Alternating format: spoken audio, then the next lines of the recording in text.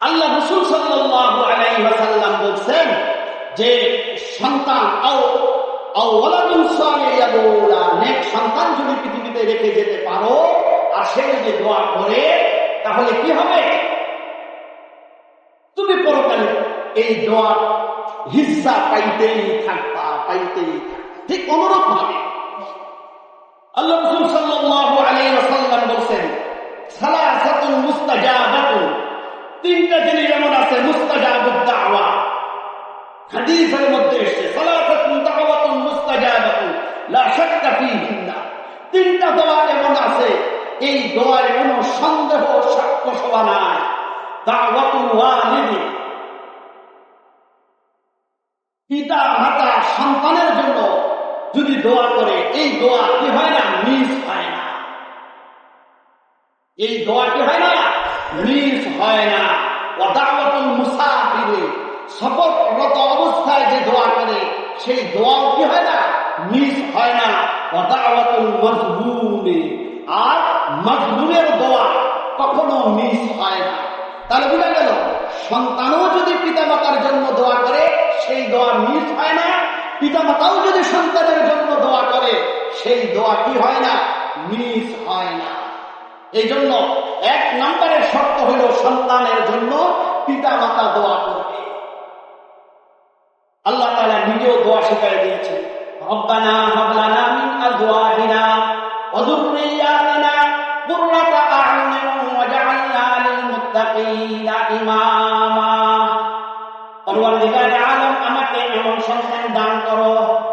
রব্বানা হাব লানা মিন আজওয়াজিনা, এমন স্ত্রী দান করো, এমন সন্তান দান করো।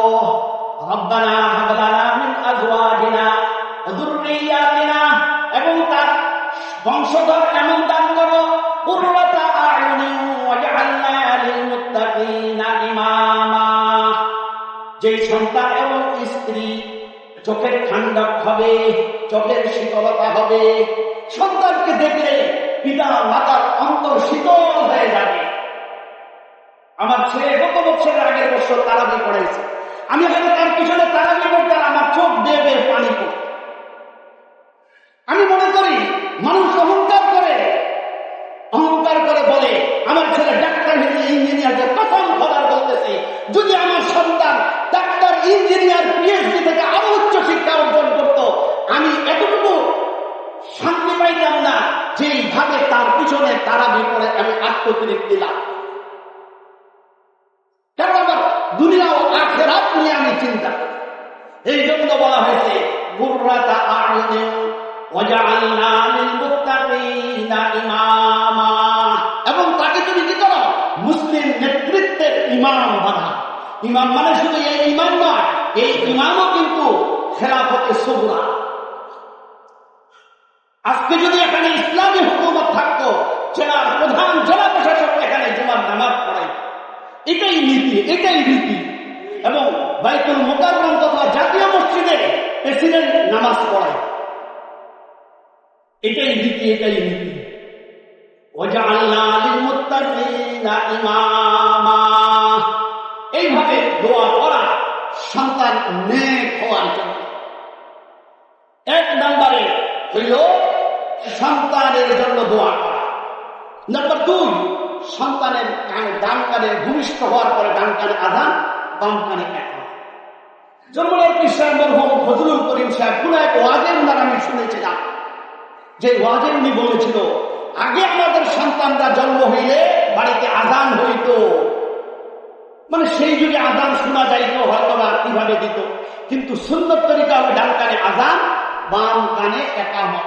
সর্বপ্রথম তার আযান ও একামত একত্ববাদের আওয়াজ তার কানে খাওয়া এবং তাকে স্মরণ করা দেওয়া, তোমার আযানও হয়েছে, একামত হয়েছে, শুধু তোমার জামাত বাকি, জানাজা। এই জন্য জানাজায় কি হয় না? আযান হয় না, একামত হয় না।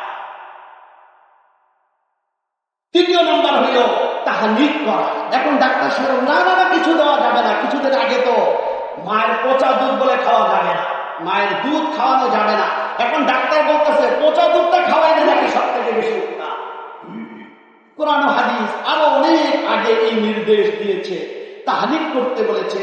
বাচ্চা জন্মের পরে কোন আল্লাহওয়ালা ব্যক্তির মুখের ঝুটা অর্থাৎ খেজুর চাটিয়ে চিবিয়ে কি করবে, এর একটু অংশ বাচ্চার তালুতে লাগে, এত বেশি নয় যে বাচ্চার গলায় আটকে যায়, সামান্য অংশ তাহলিক করা বলে, এটা সুন্দর। হযরত রাসূল করিম সাল্লাল্লাহু আলাইহি ওয়াসাল্লাম আবু তালহা যখন জন্ম হয়েছে তখন তার কাছে নিয়ে গেছে আবু রাফি, এক সাহাবী, তিনি নিয়ে গিয়েছেন তার ভাই। আল্লাহ রসুল বলছে, তোমার কাছে কি খেজুর আছে নাকি? বলে, হ্যাঁ খেজুর আছে। আল্লাহ রসুল চিবিয়ে তার মুখে দিলেন এবং ওই বাচ্চা চেটে চেটে খাওয়া শুরু, ঠোঁটেও কিছু লেগেছিল। বলে, দেখো আনসারের বাচ্চা খেজুর কি পছন্দ করে, এই জন্য তাহলিক সুন্নাত। চতুর্থ নাম্বার, সন্তানের একটা সুন্দর নাম রাখা।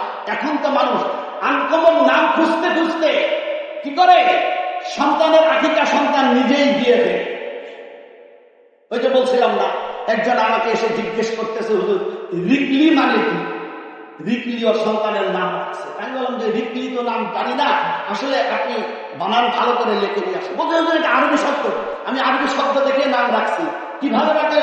বলে বা রিকলি, ওই বা শব্দ কেটে দিয়েছে, আর লি আলাদা একটা শব্দ আমার জন্য, আল্লাহ আমার জন্য বরকত দাও, লি আলাদা শব্দ। এই বারিকের সঙ্গে রির কোনো সম্পর্ক নাই, এই শব্দ নিচে ওই শব্দ নিচে, দুইটাই একসঙ্গে ঘটনাটা বানায় দিয়ে নাম রাখছে রিকলি। বলছে আরবি নাম রাখছে, যেমন কর্ম তেমন ফল। এর আগেও বলেছিলাম সন্তানের প্রতি পিতার কর্তব্য সম্পর্কে আমরা বলি, তোমরা, নেপোলিয়ন বলেছে আমাকে একটা তোমরা মা দাও, তোমাদেরকে এক চাকরি উপহার দেবো, এটা ইসলামের কথা। হযরত ওমর রাদিয়াল্লাহু তাআলা আনহুর জামানায় বহুবার এই নীতি আমি বলেছি। হযরত ওমর রাদিয়াল্লাহু তাআলা আনহুর জামানায় এক পিতা এসে অভিযোগ করলেন, খলিফাতুল মুসলিমিন, আমার সন্তান আমার অবাধ্য। হযরত ওমর অবাক হয়ে গেলেন, আমার খেলাফতকালে সন্তান পিতার অবাধ্য হয় কেমন করে? কারণ এটা তো কবিরা গুনাহ, শিরক যেরকম গুনাহ, পিতামাতার অবাধ্য সন্তান এরকম কবিরা গুনার মুরতাকিব। বলে, ডাকো তোমার সন্তানকে। সন্তানও ছিল সাহসী, বলেছে আমিরুল মুমিনিন, পিতার অনেক কর্তব্য আমার উপর, আমি পরে শুনবো, আগে আপনি বলেন সন্তানের প্রতি পিতার কোন কর্তব্য আছে কিনা? বলে অবশ্যই আছে। বলেন কি কর্তব্য? হযরত ওমর ফারুক রাদিয়াল্লাহু তাআলা আনহু বললেন, সর্বপ্রথম দায়িত্ব হলো পিতা, সে একটা কুলীন বংশে ভদ্র সভ্য থেকে বিবাহ করবে। ইসলাম বলেছেন তুনকাহুল আওলাদু লিআরবাঈন, লিমালিহা ওয়া লিজামালিহা ওয়া লিহাসাবিহা ওয়া লিদীনিহা ফাসফির বিযাতিদ দীন। একেবারে যত্র ফকিরের, তুমি হলা কোটি টাকার সম্পত্তির মালিক, আর তুমি এক ফকিরের ঘরে কন্যা সন্তান নিয়ে আসলা, এ তো আসার পরে এখানে চোর হয়ে যাবে। ইসলাম বাস্তবমুখী ধর্ম, আবেগের ধর্ম নয়। আবেগ দিয়ে কথা বলবেন, আগে তো ভালো করেছে, এই করেছে সেই করেছে, না, সামঞ্জস্যতা চাই, কুকুর মিল চাই। মালিয়াতের মধ্যে 19-20 হইতে পারে, 18-20 হইতে পারে, 10-20 হবে না। লিমালিহা বলি জামালিহা, সৌন্দর্য দেখো, না বলে ওই যে একজন বলতেছে আমার দেখার দরকার নেই, কালী ভুজঙ্গি হইলেও চলবে, কিন্তু আমাকে, আমি বাইরে যাব 15 লাখ টাকা দিতে হবে। 15 লাখ টাকা দিলে মেয়ে কেমন হয় হোক, দরকার নাই। আস্তাগফিরুল্লাহ, হারাম সম্পূর্ণরূপে। ইসলামে পুরুষকে দিতে বলেছে, মহিলার দেওয়া দেওয়ার কোনো মাসআলা নাই। যাই হোক, ওই প্রসঙ্গে আমি জানা, শুধু বলবো এই জন্য সৌন্দর্য দেখতে হবে, তার চোখে দেখতে হবে, একবার দেখা সুন্নাত। দেখলে আল্লাহ তাআলা তাদের ভিতরে মহব্বত সৃষ্টি করে দিবে।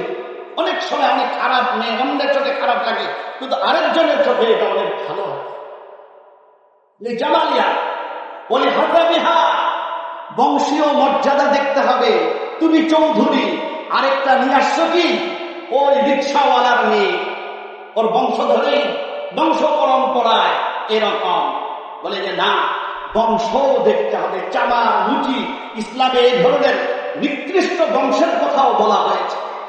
যদিও ধর্মে ভেদাভেদ নাই, কিন্তু বিবাহ শাদীর ব্যাপারে কুকুর মিল থাকতে হবে, সামঞ্জস্যতা থাকতে হবে। কারণ এই সন্তান জন্মের পরে এরপরে চতুর্থ নাম্বার বলছে বলে দিনদারি দেখো। পরে রাসূল বলেছেন এই যে তিনটার মধ্যে কম বেশি কি আছে না আছে, ফাসবির বিযাতিদ দিন দেখে তাকে বিবাহ করো। এই জন্য আমার বাবাকে জিজ্ঞাসা করে বলে জাহিলি যুগে সে এক মহিলার কাছে যাইতো, যে মহিলা ছিল ফাসিকা, জানি ছিল, সেখানে যায় গান বাদ্য করতো, নাচ গান করতো, ফুর্তি বানাইতো, সেখানে আরো পুরুষেরা আসতো। সাথী ছিল, শরাব পান করে খাওয়াইতো ওই মহিলা। ওই মহিলাকে আমার বাবা বিবাহ করেছে, তার গর্ভে আমি হয়েছি। দ্বিতীয়ত বলেছে তারপরে কি দায়িত্ব, বলে জন্মের পরে তার একটা সুন্দর নাম রাখা। বলে জিজ্ঞেস করেন আমার বাবাকে আমার নাম কি রেখেছে, কি নাম তোমার, বলে জোরুল। জোরুল মানে পায়খানার কিলা। আর সভ্যতায় ছিল আবু কিলা, আবু খিনজির, আবু হুবা, গাধার বাপ, কুত্তার বাপ, শুকরের বাপ, এগুলি নাম রাখতো। নাম খারাপ হলে কাজ ভালো হবে, এটা তাদের আইন আছে। হযরত ওমর রাদিয়াল্লাহু তাআলা আনহুর কাছে দ্বিতীয় প্রশ্ন জিজ্ঞেস করলেন সন্তানের আর কি দায়িত্ব। বললেন সন্তান হওয়ার পরে প্রাপ্তবয়স্ক পর্যন্ত পিতার দায়িত্ব হইল ওই সন্তানের ভরণ পোষণের দায়ভার সে নিবে, সে তার তরবিয়ত করবে। বলে আমার বাবাকে জিজ্ঞাসা করেন আমি যখন ছোট তখনই আমাকে এই কাজ করতে লাগাই দিত, কাজ করে টাকা পয়সা নিয়ে আসতাম, সেই নেশা পানি আগেও করতো, আর ওই টাকা আমার কাছ থেকে ছিনায় নিত। হযরত ওমর চাবুক ছিল, চাবুক হেলায় বললেন আগে সন্তানের হক আদায় করো, তারপরে সন্তানের কাছে হক চাই যাও, আগে হক নষ্ট করে চলে। তাহলে বুঝা গেল সুন্দর নাম রাখা পিতার একটা কর্তব্য। সন্তানের আকিকা করা, সন্তানের আকিকা 7 দিন, 14 দিন, 21 দিন। এরপরে যে কোনো সময় জন্মের দিনের আগের দিন করে ফেললেই হবে। এই 3টা পর্যন্ত সুন্নত। 6 নম্বর সন্তানের জন্মের পরে 7ম দিনের মাথা মুন্ডন করে ওই চুল কি করতে হবে, ওজন করে রূপা দান করে দেওয়া, সদকা করে দেওয়া সন্তানের বালা মুসিবতের জন্য। আর ওই যে আকিকা, এটা জানের ব্যাপারে, জানের সদকা। আল্লাহ তাআলা বালা মুসিবত থেকে এই 2 কাজের দ্বারা সন্তানকে হেফাজত করে। 7ম নম্বর হইল সন্তানকে দ্বীনি শিক্ষায় শিক্ষিত করা। আজকে সুশিক্ষার অভাবে পিতামাতাকে বৃদ্ধাশ্রমে যেতে হয়। আজকে যদি সুশিক্ষা থাকতো তাহলে সন্তান কিন্তু এই রকম হইত না। আপনি সুশিক্ষা দিবেন না, টক গাছের গাছ লাগাবেন টক, আর মিষ্টি ফল চাইবেন, এটা সম্ভব না, কোন অবস্থাতে এটা সম্ভব না। সুতরাং ভালো কাজের ভালো ফল, ভালো কাজের ভালো ফল। আপনাকে দ্বীন শিক্ষায় সন্তানকে শিক্ষিত করতে হবে এবং সন্তানের ভরণ পোষণ দেওয়া প্রাপ্তবয়স্ক পর্যন্ত, যেটা আগে বলে দিত। এখন বলেন যে সন্তানকে আপনি চাইল্ড কেয়ারে রেখে আসছে, এই সন্তানকে তরবিয়ত পায় আপনার, কারণ সন্তান তো আপনাকে দেখে। আমি এই আলোচনা ফেসবুকে একটা দেখে, একটা মানে ভিডিও দেখে এই আলোচনা আজকে করার সিদ্ধান্ত নিয়েছি। চাইল্ড কেয়ারে 3টা বাচ্চা আছে, ছোট ছোট 3টা বাচ্চা, কোনো দেখাশোনার কোনো মহিলা নাই। 3টা বাচ্চার মধ্যে 2টা ছোট। বড় বাচ্চাটা ছোট বাচ্চাটাকে মারতে মারতে আমার মনে হয় 15 মিনিট পর্যন্ত ভিডিওটা আমি টেনে টেনে দেখেছি। এমন ভাবে মারতেছে, কামড় দিচ্ছে। এরপরে এক মহিলা আসতো এবং এই অবস্থা থেকে ওর সাথে যে আরেকটা ছোট বাচ্চা, ওই ছোট বাচ্চাটাও ওই বড় বাচ্চাটাকে মারতে চাচ্ছে, কিন্তু আসলে তো 2 জনেই ছোট। এটা হলো চাইল্ড কেয়ারের বাস্তব কথা। ইসলাম মাকে দায়িত্ব দিয়েছে এবং মায়ের জন্য আল্লাহ তাআলা আলাদাভাবে কোরআনে কারিমে বলেছে, ওয়াইদ ক্বালা লুকমানু লিবনিহি ওয়া হুয়া ইয়াইদুহু ইয়া বুনাইয়া লা তুশরিক বিল্লাহ ইন্নাশ শিরকা লাযুলমুন আযীম। হযরত লোকমান যখন সন্তানদেরকে উপদেশ দেওয়া শুরু করলেন, প্রথমে বললেন লা তুশরিক বিল্লাহ, আল্লাহর সঙ্গে কাউকে শরীক করিও না। ধারাবাহিক বলতে গিয়ে আল্লাহ তাআলা বলেন ووصينا الإنسان بوالديه حملته أمه وهنا على وهنه وفصاله في عامين أن اشكر لي ولوالديك إلي المصير. লোকমান, তুমি আমার কথা বলেছ, কিন্তু তুমি যে বাবা, তোমারও হক সন্তানের উপরে রয়েছে, তোমার স্ত্রী তারও হক সন্তানের উপরে রয়েছে। মায়ের কথা স্পেসিফিক বলেছেন, ওয়াহানান আলা ওয়াহানিন, সে কষ্টের উপরে কষ্ট। ওই যে বলছে তিনটা দায়িত্ব মা ছাড়া বাবা এটার অংশীদার হয় না। এক নম্বরে হইল সন্তান যখন গর্ভে ধারণ করে, যে কষ্টের উপরে কষ্ট মা ধারণ করে, এটা পিতা কোন সময় উপলব্ধি করতে পারে না। এই জন্য আল্লাহ রাসূল বলেছেন, 3 বার বলেছেন, তুমি কার খেদমত করবে? তোমার মায়ের। 3টা কাজে মা ছাড়া পিতাও সেখানে শরীক থাকে না।